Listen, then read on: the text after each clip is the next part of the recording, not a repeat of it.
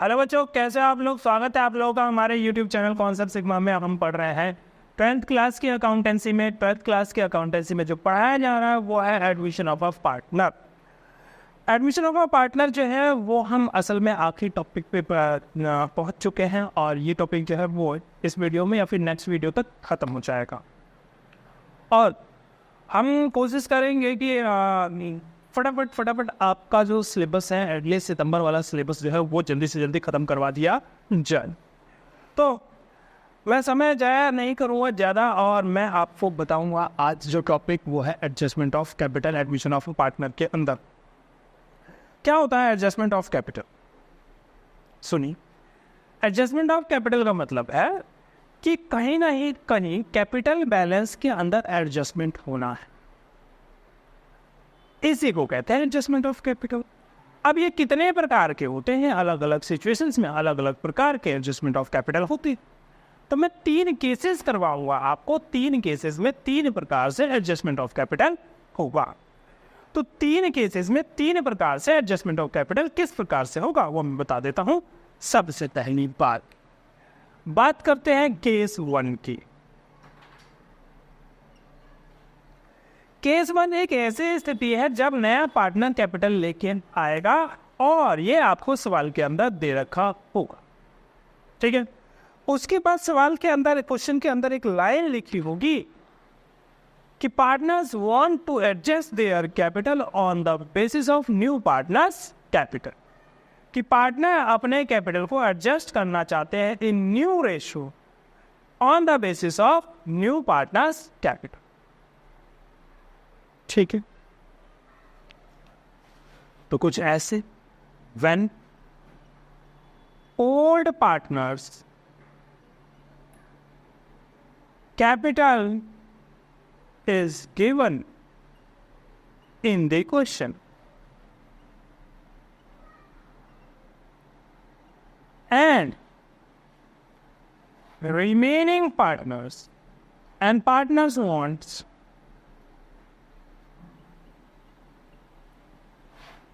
to adjust their capital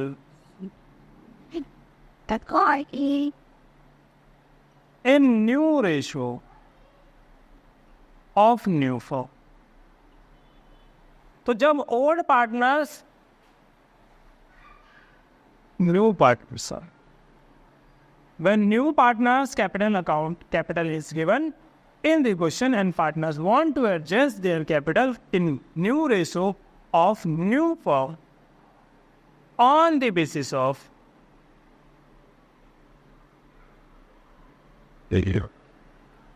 new partners capital।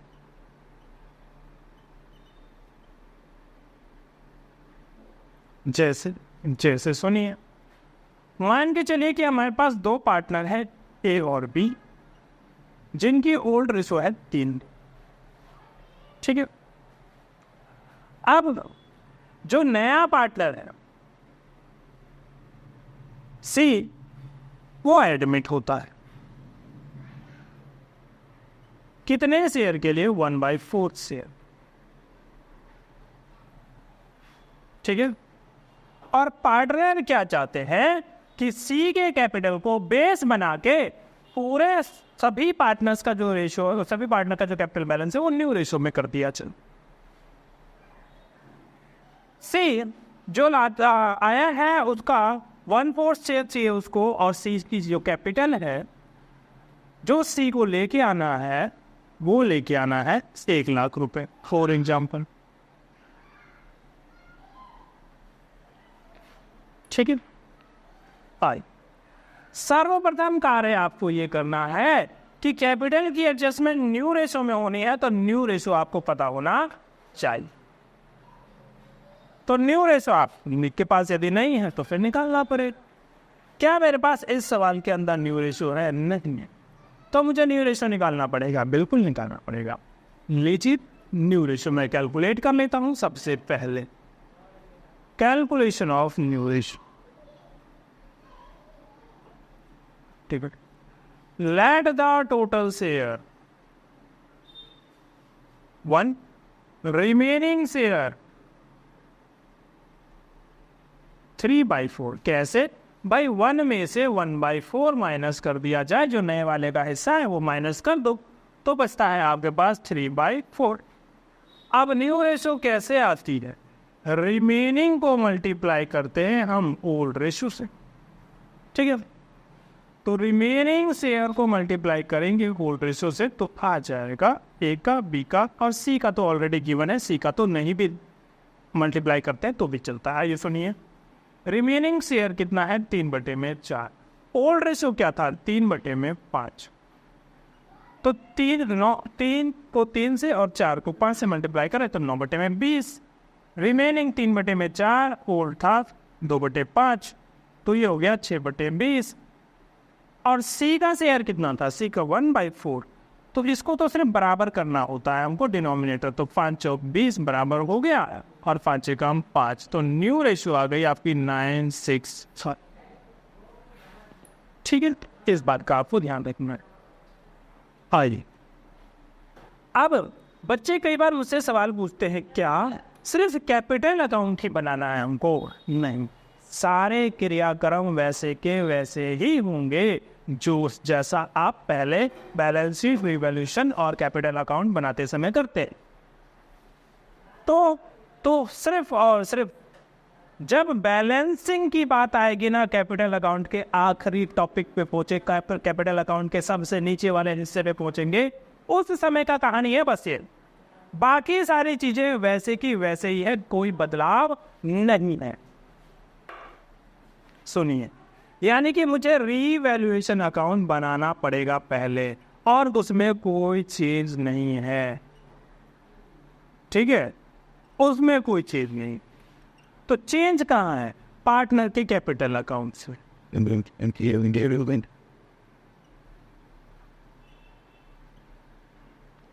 लीजिए, partners capital account में change कहाँ है वो मैं आपको बता देता हूं। 3 पार्टनर हैं भाई साहब हमारे पास, हमारे एग्जाम्पल के अनुसार 3 पार्टनर के 3 कॉलम बना दिए मैंने, आप भी बना लीजिएगा। जितने पार्टनर हो उतने कॉलम। 2 पार्टनर पुराने वाले हैं और 1 बंदा नया आया है हमारे पास।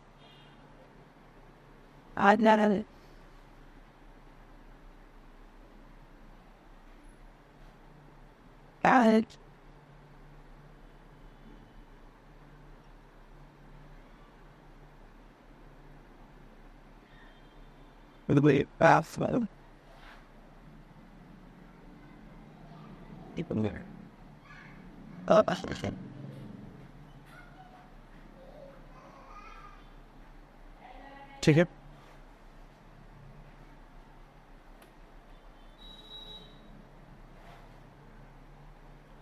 आप सुनिए मेरी बात।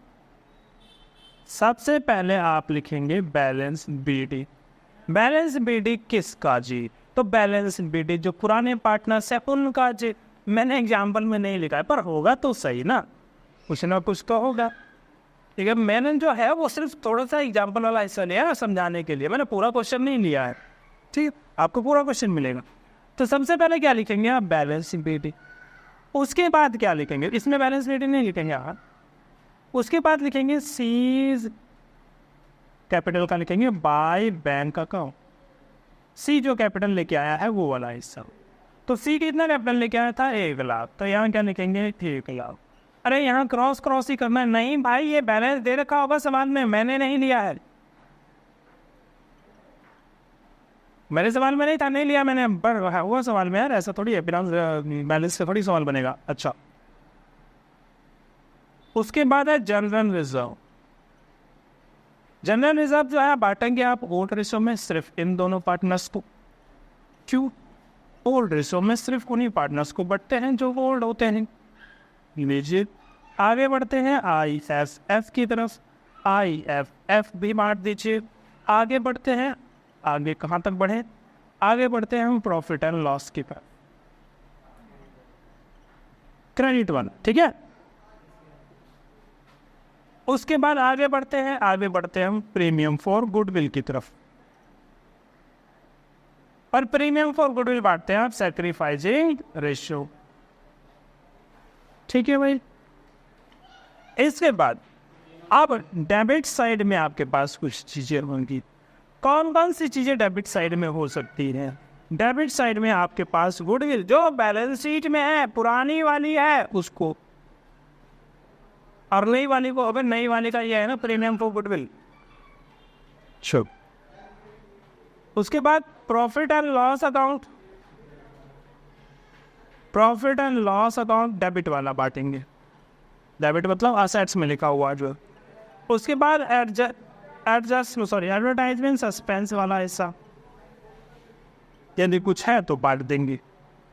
जब आप इतने सारे काम कर लेंगे तो एक चीज रह गया, रीवैल्यूएशन वाला। रीवैल्यूएशन का लॉस या फिर रीवैल्यूएशन का प्रॉफिट। रीवैल्यूएशन का लॉस है तो इधर डेबिट करके बांटेंगे, और रीवैल्यूएशन का प्रॉफिट है तो इधर डेबिट करके बांटेंगे।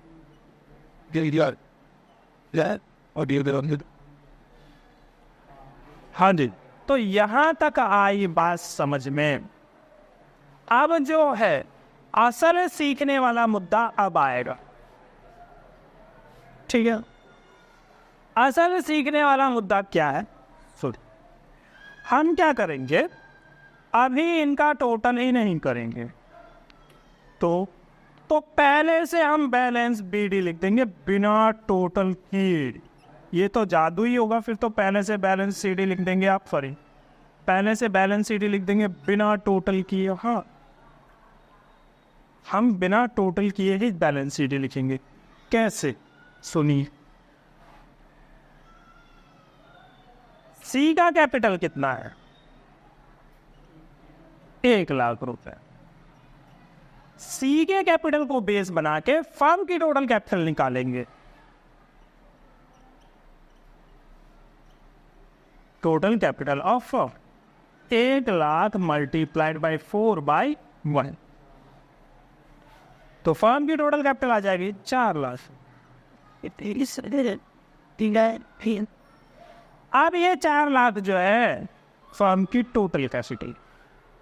ठीक है, इसी को हमें डिस्ट्रीब्यूट कर देना है न्यू रेशियो में,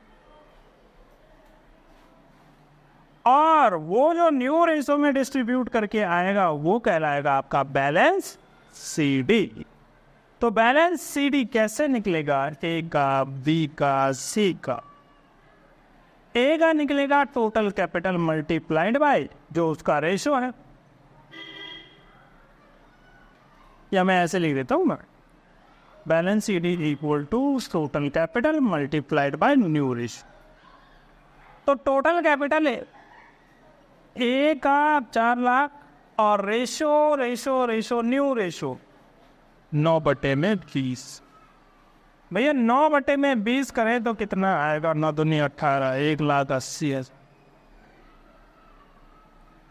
और दूसरे का 4 लाख मल्टीप्लाइड बाय 6/20, ये आएगा 1,20,000। तीसरे का 4 लाख मल्टीप्लाइड बाय 5/20, जो आएगा 1 लाख।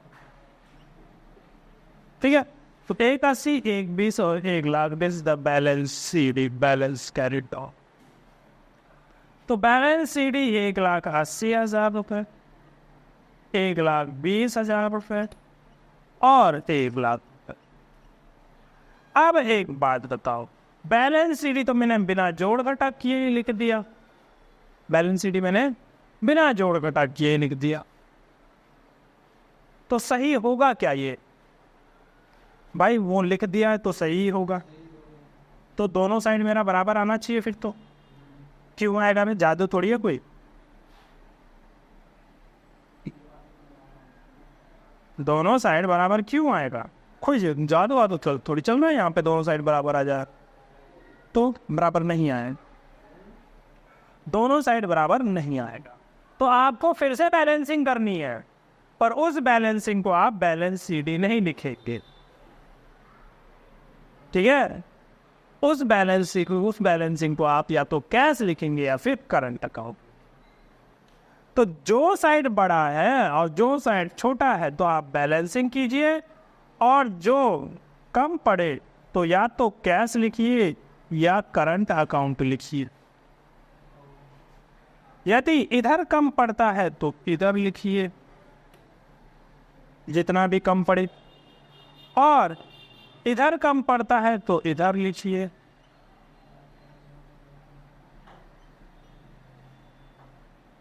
जितना भी कम पड़े, ठीक है।